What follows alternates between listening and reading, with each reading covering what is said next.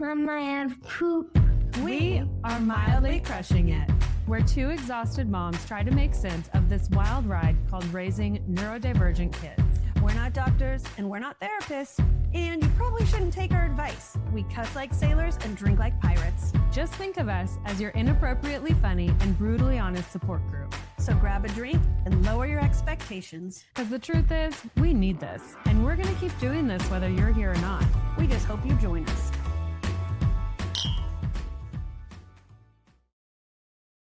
Hi, everybody. I'm Sadie. And I'm Morgan. And this This is Nilly. our mascot is freaking gigantic. For those of you that have been watching, she's literally quadrupled in size. She's gigantic. So, but she's still on Morgan's lap because that's Yes. just how it is in this house. That's how we keep her quiet. Okay. So, first, What are we drinking? we're a little rusty. It's been like 3 weeks Yeah. since we've recorded. So we don't ever go that long. yeah, we never go that long. But Yeah. anyways, here we are. Anyways, we're drinking a little concoction, Tito's watermelon juice and a toasted coconut seltzer. So I feel like we need to be honest. there's no booze in it. These are virgin cocktails. Oh. Cheers. They feel very special hold on. though. Let's redo that whole chunk. So we're gonna try 'em. Why? Because No, I think that this is perfect. We're being honest. okay, since we're being honest here. Anyways, so I made this. They're cute- virgin cocktails. yeah, a little because springtime drink. Y'all getting drunk every Tuesday is starting to really feel like a job. It is We getting need a hard. break. Yeah. Yeah. So this is what we're doing in these cute little new cups we got in our little straws. they are so cute. Cheers. I love it. Cheers. I love you too. Happy to be back on the couch. Me too. So, you guys, this Oh, episode, that's yummy. good. I was gonna put watermelon chunks in it, and then I was like, "Oh wait, Morgan will barf that up." So I didn't Thank do you it. for not. So this episode, you guys, self-care. We are talking all my about gosh. self-care today. We have recorded this episode. This will be our third time Yes. recording this episode. First time we scratched it. It just wasn't hitting the mark like we thought. Yes. Back when we were recording in the earlier days, we were tossing lots of episodes. So this Yeah. one got chucked. Yeah. Then we did a really rockin' episode, and it was the first one we've ever lost from technical difficulties. Oh my God, we mic were died so mad in the very beginning, and we didn't know it, we didn't know it. so we kept recording. And it also went into the trash. So this self-care episode is cursed. yes. So let's hope that we get something good today, you Yeah. guys. I hope you like it, basically. Yeah. So yeah, we're going to be talking all about self-care and that in all aspects. I really want to touch base, I know, on burnout versus the caregiver burn pit, what we're going to call it. And just how everything from 15 seconds of breathing in the closet to going on a girls trip. We're going Mhm. to talk about all the self-care in all Yeah. different aspects. Yeah. So we're super excited for that today. Yes. It's one thing we know we all lack self-care. Yes. So we're going to try to talk about that today. We're going to do no mom guilt bingo because we don't need to feel guilty today. Oh yeah, I forgot. Yeah, we don't need to feel Perfect. guilty today when we're talking about self-care. So, I love that. yeah. So we've also waited a long time to re-record this so that it could be like as authentic as possible, and we've both forgotten everything that we said. yeah, So- so great. We've had several episodes Because and every time we've recorded this, both the other times you were like, "Oh, we're not going to do mom guilt bingo," and both times I was like, "Oh yeah, that's great," and you just did it again. yeah. Surprise.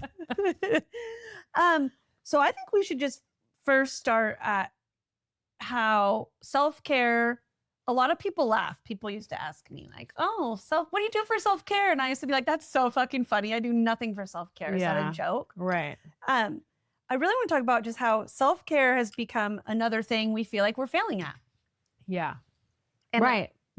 And I just feel like, it's comes to the thing of like, what do we see as self-care? What the Mhm. fuck is self-care for us? What's that look like? Well, right. I remember like being in therapy and the therapist would be like, "Well, can you get like 10 minutes to yourself?" And then obviously the answer was no. And so it was another thing I was failing at.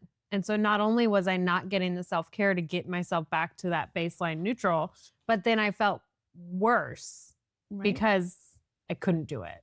I feel the exact same way. It's like, what are you doing to take care of yourself? And now I do plenty of things. But there was a time where someone would be like, take a 15-minute walk. And you're like, Yeah. that's so funny. Right. You mean like a 15-second breather? Because that's all I have time Yeah.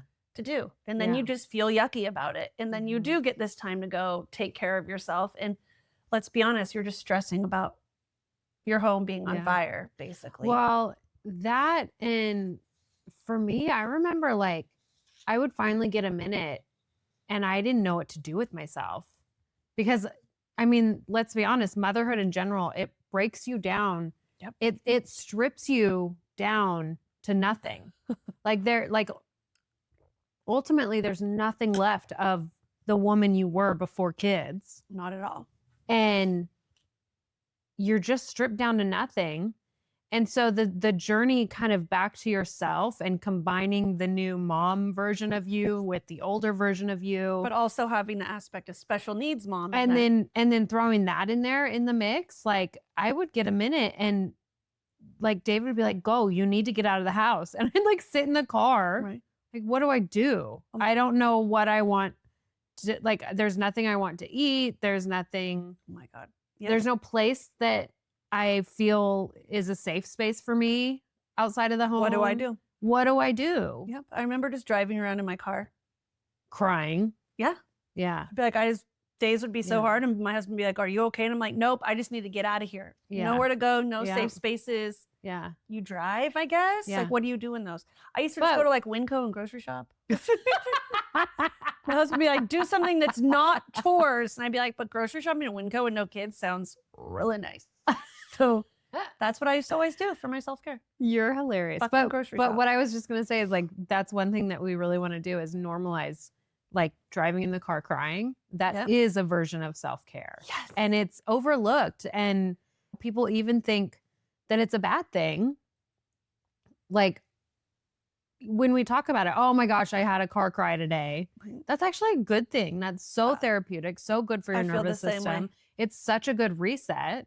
So yeah, driving around in your car is self-care. But back when we were having to do that, it didn't feel like it. We didn't have that mindset. And what if we did have the mindset back then that like, no, this is taking care of myself. If someone told us that. Right. And then I would have walked in the house so much more, refreshed. Instead of feeling embarrassed that I just drove around on my me time and cried in the car for 35 minutes until my eyes were so swollen I had to go home. Right. Right. Like, not to be specific about sometimes that that's happened, but like, great. Now I really can't go anywhere because my eyes are so swollen. But that's what I really want to normalize in this episode is that I don't want to shame any of the moms who get away for the weekend and can do these amazing things. I don't want them to feel bad because that's fucking epic. And I get to do that kind of stuff now, which is really life-changing. But I want to normalize that it's okay to go sit in your closet if that's the only thing you can do for yourself, because I read this thing and it's burnout versus the caregiver burn pit, right? Yeah. And so like burnout is something that, oh, I'm so burnt out, I'm going to take a vacation and my burnout's going to go away. Like that's how the normal world sees us. Yeah, I'm burnt out. I can take like a few days off work and regroup and then I can come back and not burn out. No. But the caregiver burn pit is something that is, I picture in my head, it's just this constant coals that are just always burning and never going out. And so rest isn't going to fix what we have going on and what we deal with on the daily. Rest is not going to, we can't be reset from a weekend of rest, which I mean, damn, it helps, but we're always fighting to get to that neutral, right? We need to not be, we're never going to be at a solid, like 100%. We're just always trying to get back to that neutral. And like you've talked a lot about when you do go on these epic weekends and then come back, it's like almost like you weren't refreshed at all. Right. And I want to talk a little bit about how to change that mindset, because the same stresses are always there. Yep. And so how do we take that refreshed mindset and walk in with the expectations that it's still there? It's not going to be any different. And we know that. So how can we walk in and not have that like feeling of like, oh, it's so heavy? I'm happy you mentioned that because, like I just said, I've been really fortunate enough to go. I was just at a bachelorette weekend. I mentioned that I went to the retreat for a weekend.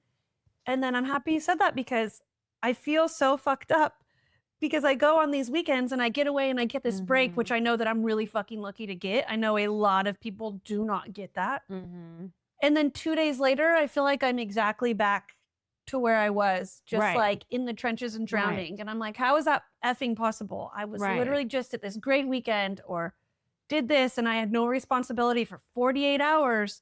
But here I am after being home for 2 days and I already feel like I'm fucking exhausted and done. Just done. Right. Why? Yeah. So like I said, the stressors are always there. It's not like we're surprised. Right. So why is it that we walk in with that feeling? I mean, I don't know. I don't want to shame anyone for having a feeling of dread. Like that's very real. But to shift the mindset to where, we're more prepared mentally. That's what we have to do.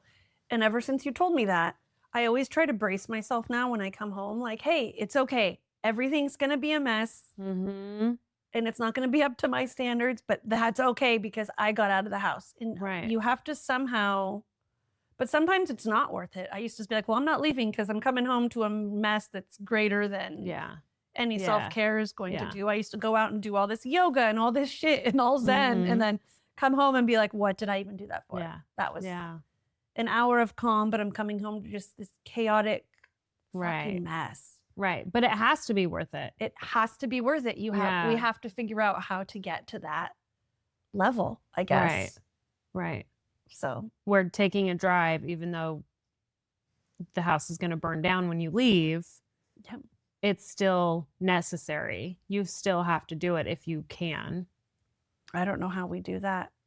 I don't know. I'm super, super guilty of talking myself out of self-care, which is another big point I wanted to hit on. Yes, you are. We can jump right into that. Go ahead. Well, what made me think of how to reframe the self-care episode from the first time we recorded it was doing our first support group, because every single mom that showed up explained how she tried to talk herself out of this, but no, she did it. She came.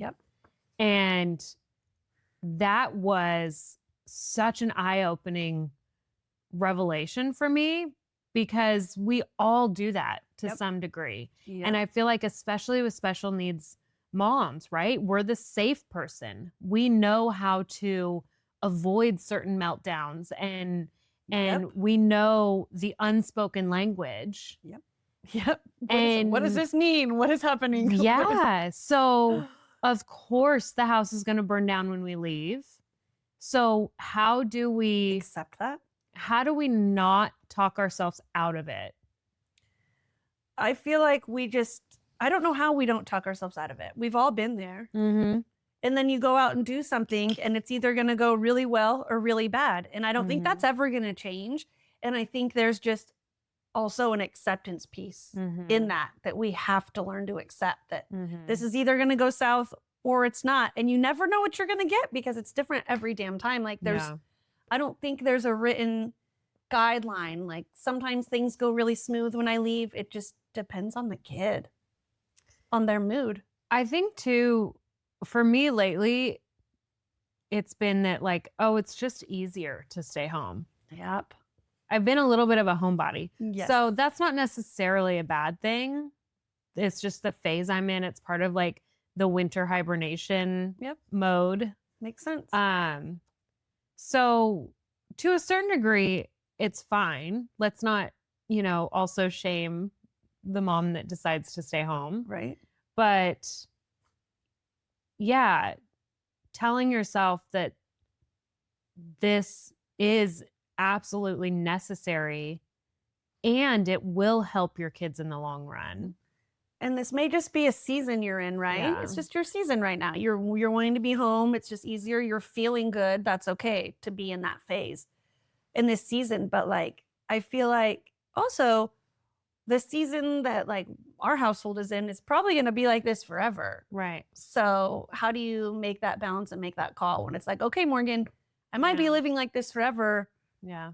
When do I just actually get out of the house and do Yeah. something before you crumble? I think so. When I just kind of had this realization as we're talking, like when early in my motherhood journey, and you could probably relate to this with Amaya, when I would go take a break, I would come back refreshed and I would be a better mom. Same. And it was better for my kids. Yep. And I think that might be part of my shift is like, I come back, like I leave, I go have Like- my refreshing moment, but I come back and I'm not necessarily any better because I'm still so stressed and drowning. So is it really better for my kids for me to leave when they're going to be stressed out when I'm gone? Right? It's that whole thing. Whenever I had my first daughter, I could leave and I could get recharged from that 2%. And I'd come home and I'd be at 100 and be this awesome mom until I burn out and need another break. Right. We're leaving the house and we're at a 2% and we're coming home and we're like at a 48%. Yeah. There's no fully recharging Right. where we need to get at. So Right. that probably And then you walk into the chaos. Yeah. And then you're about back down to an 11. It's so heavy. It's not funny. It's fucked up. It's so heavy. It's so fucked up. So I don't know. I don't fucking know. I mean, we have to do it. It comes down to it being a mental health thing. And I guess that's how you would judge have to connect with other adults and other like-minded moms experiencing the same thing, right? Like, can't keep drowning alone. Yeah, we can't isolate ourselves. That's really what it comes down to. So it is necessary. It does benefit our kids because it is good for our mental health. It's just in the moment, seeing that bigger picture is so hard. I guess in that moment, though, we have to try to train ourselves to be like, mentally, where am I at? Am I okay to stay home and pass up on this? Or do I like really need to get out of the house before? Right. And what does that look like getting out of the house? Yeah. Like, what does that mean for you? I love this. What actually counts as self-care for special needs moms? I feel like this is such a realistic thing. Lowering expectations instead of raising effort.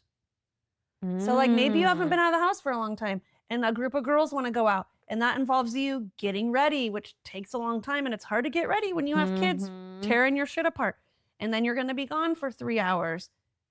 That's a lot. And that could be super overwhelming for a lot of people to have to deal with. So maybe you do say no right there. Right. But maybe you say yes to the friend that wants to take you on a walk. Right. Or maybe you sit in your closet for 5 minutes and read a little bit of a book, or you can lock yourself in the bathroom and take a bath instead. Like what? Yeah. It doesn't have to be. Or just go take a deep breath. Yeah. It doesn't have to be this huge, huge. I think it really comes down to in those moments, recognizing like when our nervous systems are starting to kind of knot up and the overwhelm is piling on. And that's when lowering our expectations for self-care really, really comes into play.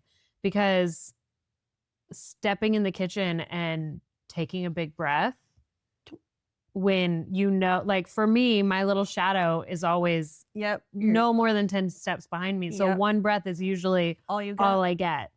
But I was talking to a friend who's a new mom, and I was like, have you tried the aggressive inhale? Because we've talked about the aggressive exhale, right? I am like, seriously. It's the best exhale. It's the exhale. But have you tried the aggressive inhale? No. Like you, like it just, I don't know. It just feels so much better. I'm gonna have to do that. I should have started us off with this whole grounding exercise actually for this episode. Just everyone fucking breathe for 1 minute before we start. Well, I don't know. Like when I'm flustered in my head, the last thing I can get myself to do is like, have a Zen moment. Yeah, no, 100%. But that aggressive inhale and, just in the 10 seconds I have before, my little shadow appears. Like I love to get my whole body in it, and I love to like hug my arms a lot and hug myself and then breathe in and then Oh, and when I tell you like rub your hands down your arms really hard, I don't know. Okay. It's like a whole thing I do. And Okay. and it really helps when I'm Yeah. super frustrated and can't get my words out. Yeah. But I feel like the breathing is a really big deal. Yeah. I love it when people are like, try to meditate for 5 minutes. Dude. Bitch, it took me a year to learn to meditate. Yeah. And I can meditate now very well, but it literally took me an entire year. And then some days are bad and some days are good. And then it's making you stress out even worse because you can't clear your head and meditate. Oh, yeah, that's where I'm at. Well, that sucks. It takes me 5 minutes to get all the thoughts through my head. Should we just talk about like bullshit self-care? silent. Like, ask for help. Okay, who's coming to help me? Dude. Because I don't have help. Dude, That's a big one I get, Ask for Yeah. help. Can someone watch the kids? No, man. Yeah. No, Karen, that was the first thing I thought about, like, Thanks, Barbara. thanks a lot. That's one that makes me mad. Or like, what? Just go. And honestly, I don't know why this one triggers me so bad. I was telling you earlier. Just go on a 15-minute walk. It's like, dude, when your husband is working or gone or you're an only parent, Yeah. how the fuck can you get out of the house for 15 minutes? Well, honestly, I get taking your kids with you. Right. And that might just help reset your whole situation. Right. But like for me, I remember just laughing when people would be like, just get out of the house for Yeah. 10, 15 minutes. I'd be like, I can't even pee. You know that? Right. Like, Right. I can't even Right. pee with the door shut. I mean, I still can't pee with the door shut. Yeah. Ellie's so bad. Yeah. Not bad. She's naughty right now. Yeah. But I mean, it is the same way right now. They're Yeah. just into everything, super Yeah. curious. But like when you can't even pee, it just makes me so irritated when people are like, Yeah. just go for a walk. It's so easy. The just leaving my daughter behind, that alone can set her off for a Yes. 2-hour meltdown.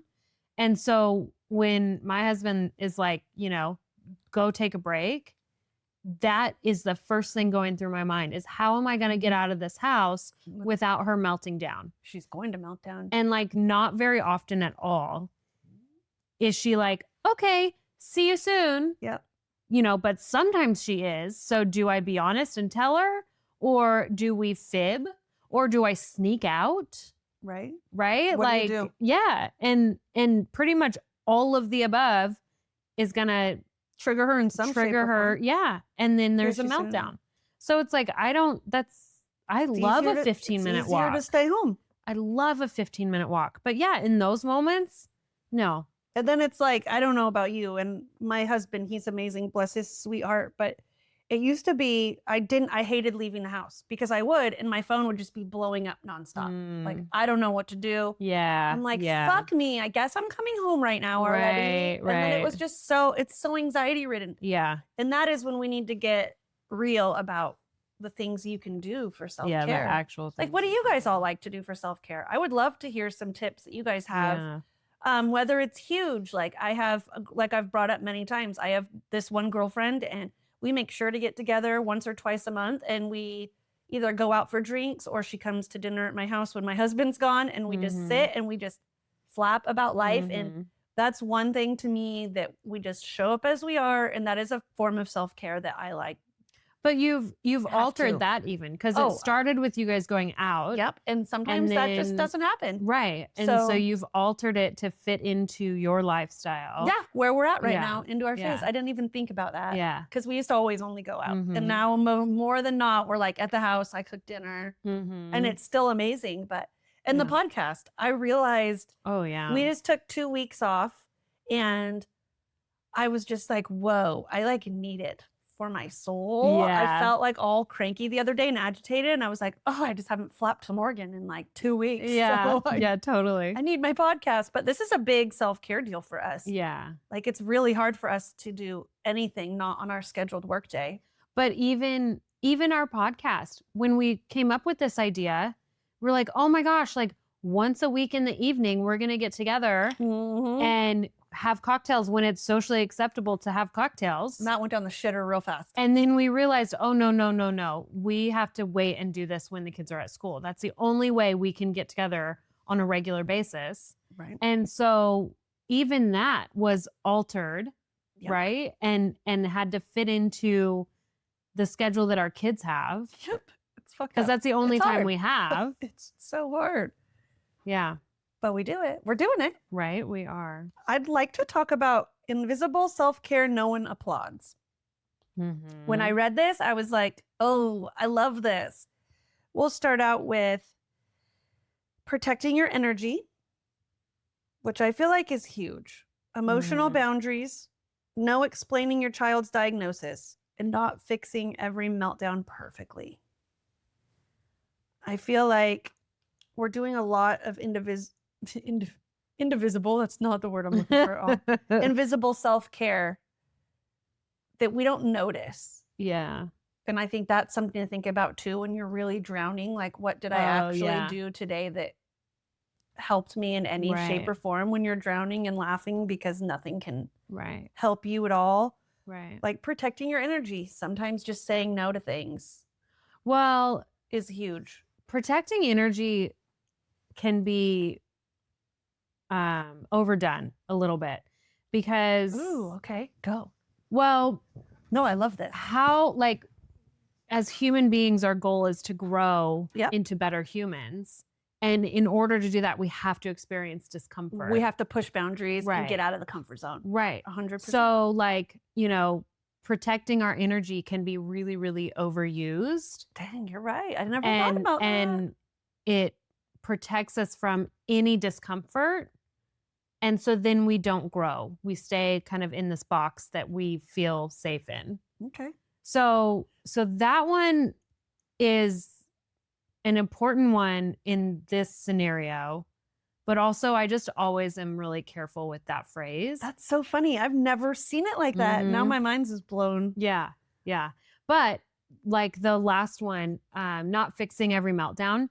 I've really, really tried to work on just being a container for Ada because I've talked about how it's just constant. It works so well for you that way. Yeah. It's not we have our 2-hour meltdowns, but usually it's just, 10 minutes every 10 minutes. Yep.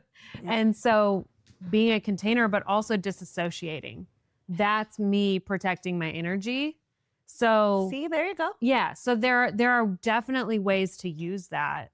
I see protecting my energy as like, we get invited to do things or like people are going to do things and I'll feel like Ellie's left out and like, well, I want to go and do that too, but I know she can't do it. And I just feel like I can't feel guilty anymore for like not going to the birthday party. Oh, that used to make me feel, I know that's that wraps around your way guilt, to protect your but energy. like protecting my energy is, I love your child and we're close with you, but like my kid can't do that. And so I'm going to protect my energy and hers and just say, we love you, but nope. And hopefully I don't have to explain that. No, that's a great way to. But that's how I look at it in the special needs world, is just being realistic about like what we can handle. And if something's going to stress me out super bad, I've just learned to just be like, no thanks. And that was hard to do. But Ellie also is, like we said, she's really blissfully unaware. So I'm able to say no to things and not do things. And for example, she has a field trip coming up, her first field trip. Oh. But we're not going. I mean, she's not going to be able to handle. Right. And I would be the one taking her, which makes sense. I mean, I would want to be the one to take her. She doesn't have an aide that day. I'm sure they could arrange it, blah, blah, blah, blah.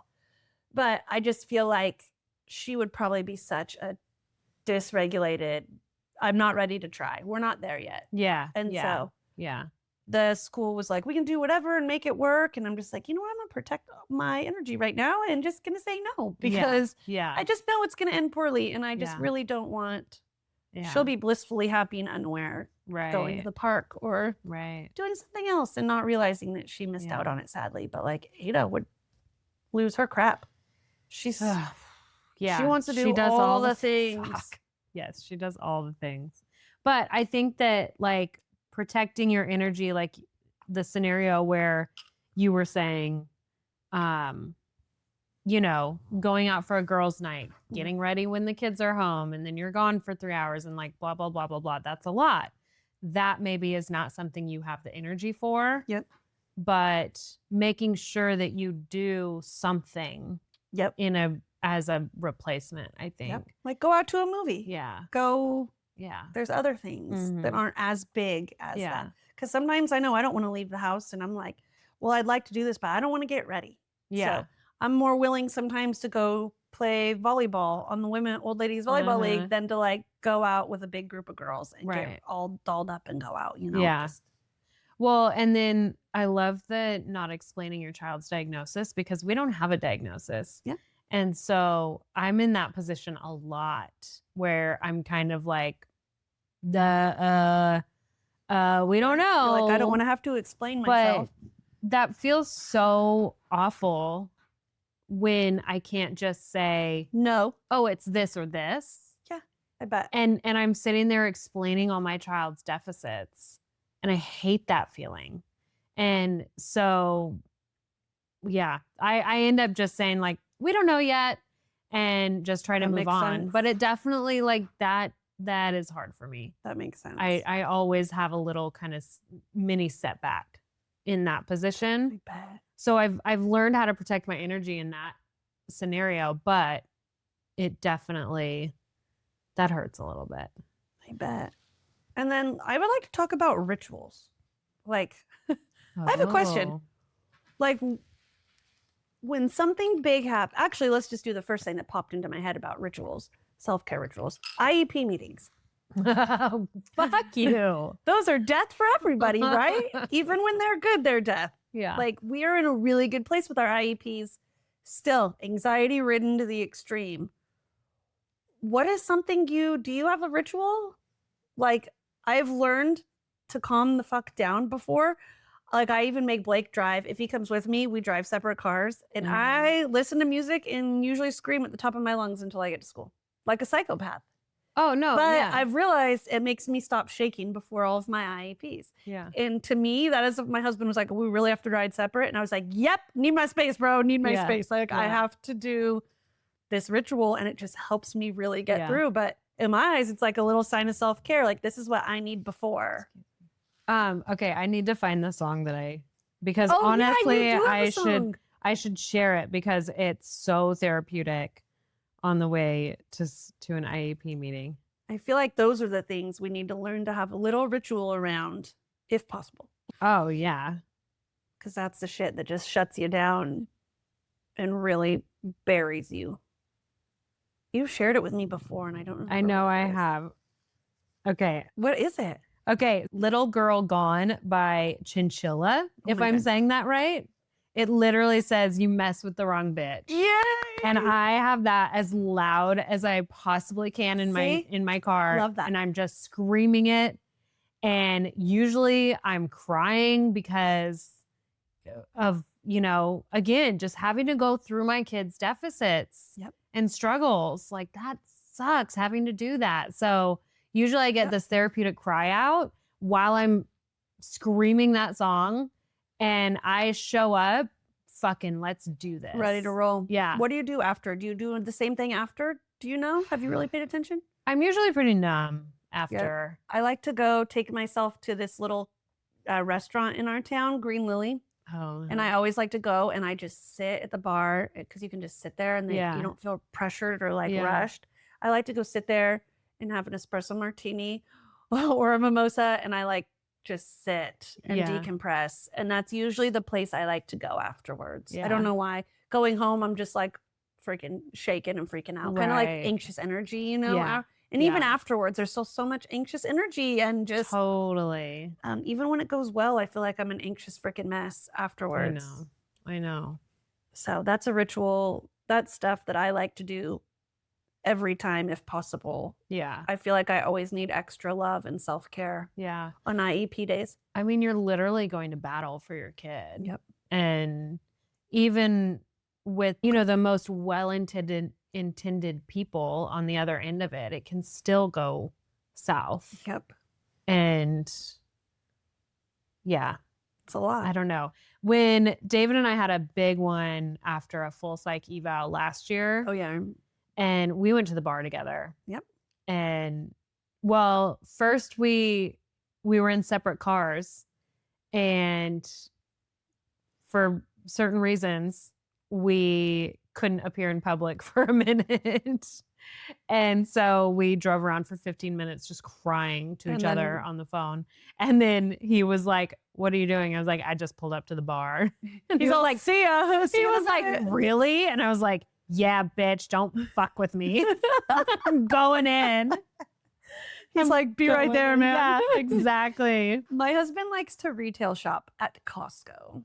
Ooh. Every time okay. it's like he comes home after I something big love happens. retail therapy. After something huge happens, every time it never fails. I come home Yeah. to like a freezer full of meat and so much, like 3 jars of mayonnaise and just like a huge Costco run. Every time it never fails. He'd be like, I'm gonna go to Costco. I'm like, okay.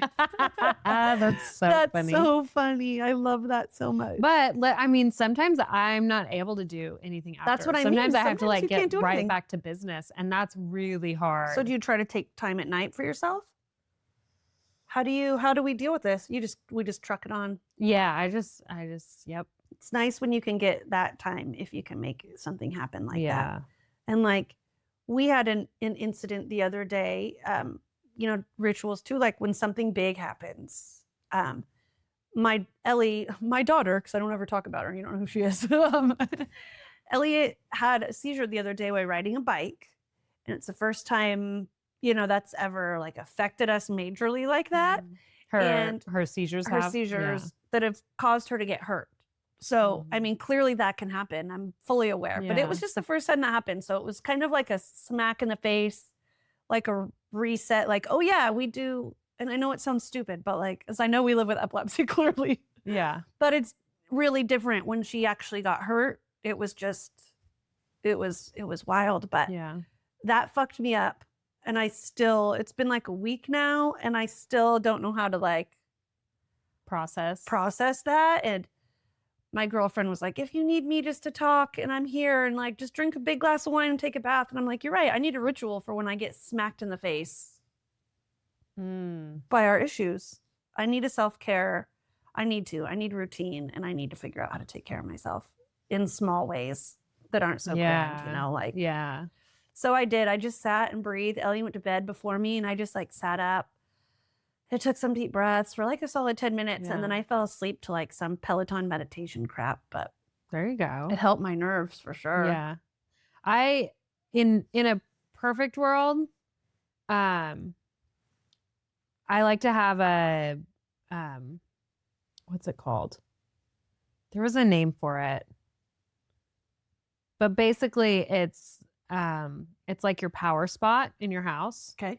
Where you can go and like reground yourself. Oh, I do not have one of those in my house. I know. I did for a little while where I had like my favorite candles and then I can't leave my crystals out, but I would have them easily accessible and I would just sit down with a cup of tea and I would just do what I felt like doing in that moment.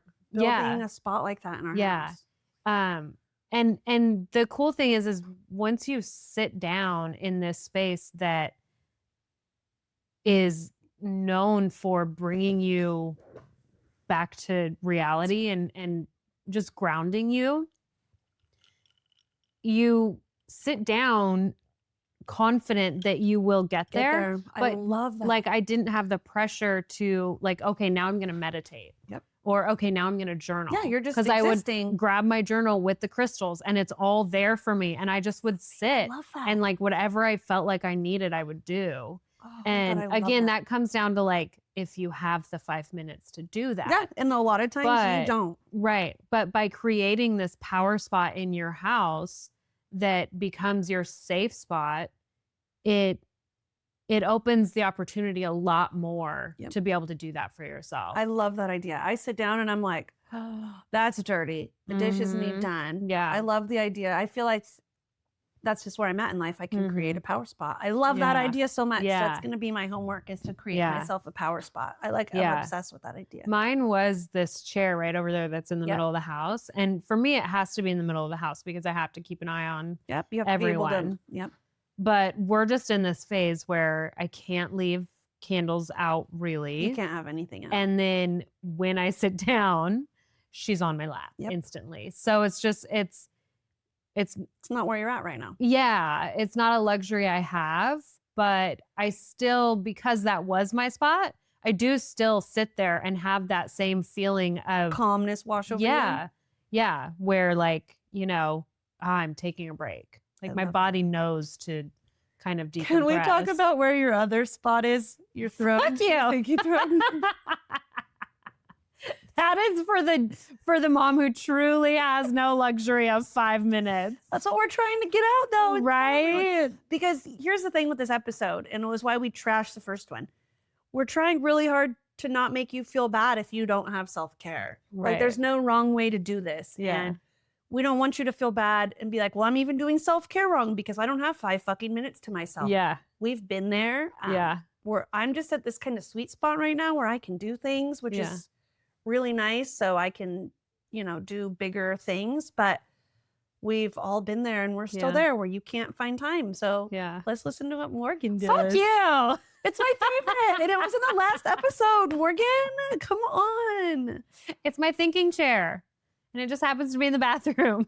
It's her thinking throne because queens have thrones. And my kids are smart enough now that I have to actually take my pants down so they think I'm actually going potty. Fuckers. Yeah. So I sit on my thinking chair. Wherever you can be. I can't sit on the thinking chair because that's when Ellie really likes to ruin things. For some reason, Ada wreaks havoc. For some reason, the second I shut that back, I mean, we can be in separate rooms and she won't ruin anything. Yeah. But the second I go in that bathroom and shut that door, it is like, quick, I've got at least 3 minutes to wreak havoc before my mom. We just put a camera up so that we can see the kitchen. I love that. So I can sit in peace in my thinking chair a little bit more. We just put a new camera up too in the playroom, which has been super helpful. And I just told Blake, I'm like, I need one more in the living room and kitchen, like that area. Yeah. So that way I can be on my phone. And if I'm upstairs and be like, okay. Yeah. We're safe right now. Everything's okay. Right. We know where they are. Yeah. But it's, I've even like kind of trained them like, oh, Mama's stinky. You should go. What are you doing standing here? Ellie would definitely run if I was stinky. She'd be like, ew, stinky. So even when I'm not actually using the toilet, I still say sometimes, I'm sorry, husband, but I'm sharing this. Sometimes we're in bed and Ellie will want to sleep with us and she's in the middle and then Blake will fart and she'll be like, ew. And then she'll get up and leave the whole room and not sleep with us. And I'm like, fucking Blake. What are you doing? Oh my God, that's hilarious. So she can't even handle it. She'll literally leave. I wonder if Blake does it on purpose. Probably. My husband would. Yeah, absolutely. So it's so funny. I get so mad at him. I'm like, why'd you have to do that? That's so you funny. ruined the love. Did I tell you what Ada said to me the other day? Well, it kind of does have to do with self-care because actually this totally does. I wanted to shower and I needed to shower alone in that moment. Yep. And David was home. Like it should have been, no issue. Been doable. But I have a shadow and she's everywhere I am and she loves it. And most of the time I love it too, but I needed a minute to myself. And so she came in while I was getting ready to get in the shower and she's like, Mom, can I shower with you? And I was like, no, not today. And she goes, but Mom, I won't even laugh at your long boobs. Cracking up. Now you're definitely not showering with me. Get out. I'm just kidding. I know. And so then I'm like, I had to do something else in the house. So I walked around the house just cracking up. She goes, why are you laughing at me? And it's like, oh my God, I'm laughing at me. I'm just laughing at my long, super long boobs. Okay. What the fuck? I always tell Blake I can take mine and flop them over my shoulders and just run around. I can't, but that's what it feels like. So. That's so funny. Okay, what else do we want to touch base on? Well, I kind of want to go back to how we talk ourselves out of self-care. Yep. I feel like that's a big one because even a lot of what we've talked about, someone could be hearing and like literally think we're ridiculous. None of that's realistic for them. I love that because that's how I used to feel. The anger underneath the self-care conversation. Right. And I mean like just like these silly little glass straws. Like I pop one of those in my drink, in my water. And isn't it funny how great you feel? Yeah, I'm just like, I feel fancy. Like that little tiny thing is self-care. And, that can look so different for people. And so that little bit of anger that comes up when someone brings up self-care It just means you haven't found your thing. Yep. Yes. So Yes. it's possible for everyone to get these little tiny moments of self-care. It took me a long time to Yeah. realize that self-care is survival, and it can be tiny and not. Like I always just had in my head, it's leaving the house. It's going on a girls' weekend or a weekend away. I don't have time for this. I can't do this. And it took me a really long time to realize self-care to me is literally getting 5 minutes in the closet. I know I keep saying that because that's what I do. I go into my walk-in closet and it's not ever 5. It's realistically like 2. But I have my thinking chair. You have your closet. A lot of time, that's all I need is just to go into my closet and shut the door and sit in the dark and do my deep, loud breathing.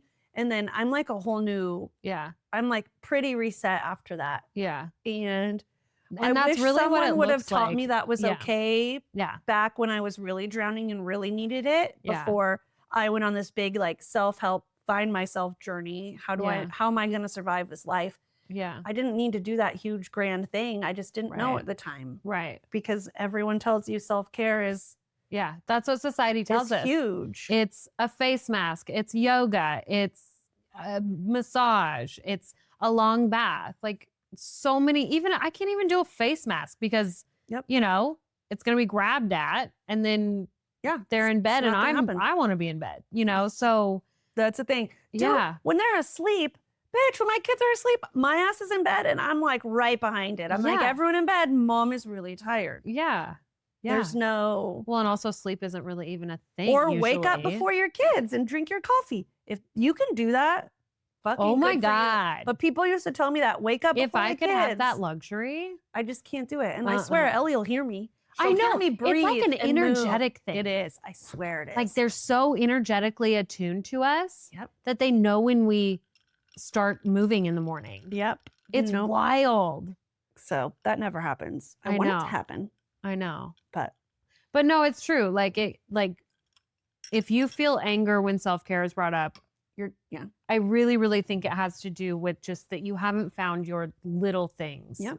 And eventually the little things can build up because you start practicing what it feels like to give in to those things. Yep. And so then you start giving into the bigger things and you do start kind of feeling like you can ground yourself a little bit easier. It's all about, I feel like self-care literally is just grounding yourself. And like we said, we have to figure out how to get ourselves to neutral because we're never going to be 100% and we need to just realize that. And that's okay. It's just not going to happen. Yeah. So we have to get rid of all the unrealistic expectations. Yeah. Yep. Easier said than done. But now we're starting the conversation. So maybe this will put a spark in everybody to be like, okay, what could I do? Right. It's as easy as when I'm picking up the kids from school sometimes, literally just some deep breaths in the parking lot. For me, that's a huge reset before getting the kids.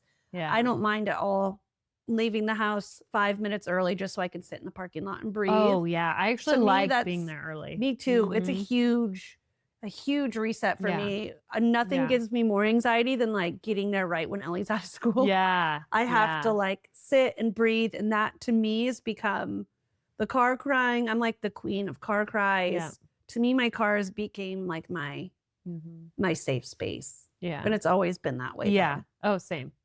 So really, I think the gist of all of it comes down to realistic expectations and finding your little moments. Yep. Because those little moments is what is going to keep us keep us going. Keep us going and not totally drowning. Whether it's the aggressive inhale or the loud exhale or the glass straw or the thinking chair. We're not sure how to the get closet. Yeah, we're not sure how to do it. We've given some good examples. We've given some tips of the weird things we do. So and it all is important and it's all okay and it all works. And hey, look at you guys, self-care. You're listening to this podcast. Oh my gosh. That's a big deal also. That's wild to think that we could be someone's self-care. I know. What is happening? Who are we? That's wild. Okay. I don't know. That's really wild. Well, thank you if that's the case, right? Right? Should we do weird wins? We should do weird wins. Hashtag weird win. Yay! Oh, I know a weird win. Ellie this is a big win. But like we said, they're weird wins because Yeah. anyways, Ellie has been really loving to play with Ada, which we've talked about Oh my before. gosh. They're like little so tiny cute. Ada is Ellie's like first real friend her age. Yeah. And Ellie was with her ABA therapist and they were riding bikes and Ellie asked to come and say hi to Ada. And Ellie like came and knocked on the front door. The aide didn't even know where our house was. Yeah, and Ellie found it. And Ellie, that's something I didn't even really realize she could do, to be very honest. Yeah. And so I was just home and I get a knock on the door and Ellie wants to Ada play. it's so precious. So that's our cute. weird win. Just that she like asked for a friend and knows her friend by name. And it's a weird win, man. Yeah. Big weird win. She's just she's liking humans. Yeah. That are kids also. Yeah. And not I love adults. it. So that's my weird win. Okay. So we got Ada one of those like auto toothbrushes that's the shape of the mouth, you know? I could use it. So brushing her teeth has been a nightmare her entire life. And I'm talking like we've tried every tactic from being gentle and not pushing it to pinning her down like the dentist tells us to because it has to be done. Yep. Absolutely traumatizing her and everyone. Anyway, so I got her one of those auto toothbrushes that she hasn't touched. And when I got it, I was like, okay, we're going to start the routine and have a healthy teeth brushing routine. And I just set it there and I still couldn't get myself to do it because it's such a fight. Yep. And so I didn't push it. And one night she was in the bath and David was with her and she asked for her toothbrush and David handed it to her and she put the whole thing in her mouth and just kind of hung out with it. Like it was such a big moment. She has so much anxiety what the heck? around anything in her mouth or touching her mouth or it's been a fight forever. That thing's been sitting on your counter for days because she wants nothing to do with it. Yeah. So we didn't push it and we let her guide and she actually has been curious about it. And then just let's see, was it last night? I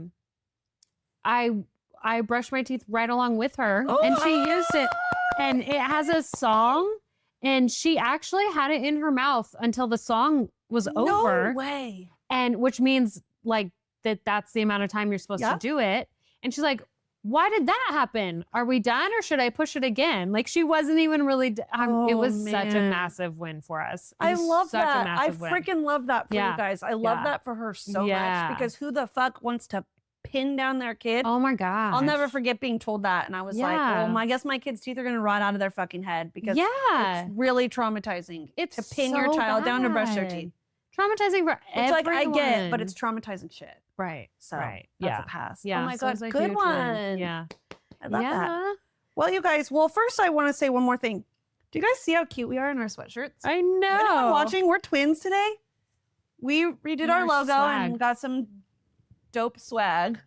And we're redoing the logo again. Yeah. We're working on our rebrand. We're rebranding. We're still here and it feels really good. So we're going to rebrand us and we're super excited. So thank you guys so much for letting us just flap for another episode. Oh my gosh. I hope you get something out of this.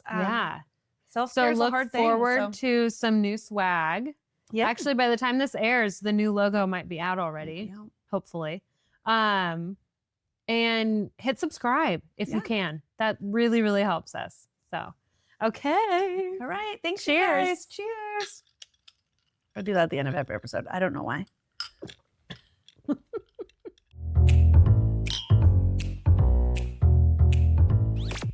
Bum, bum, bum.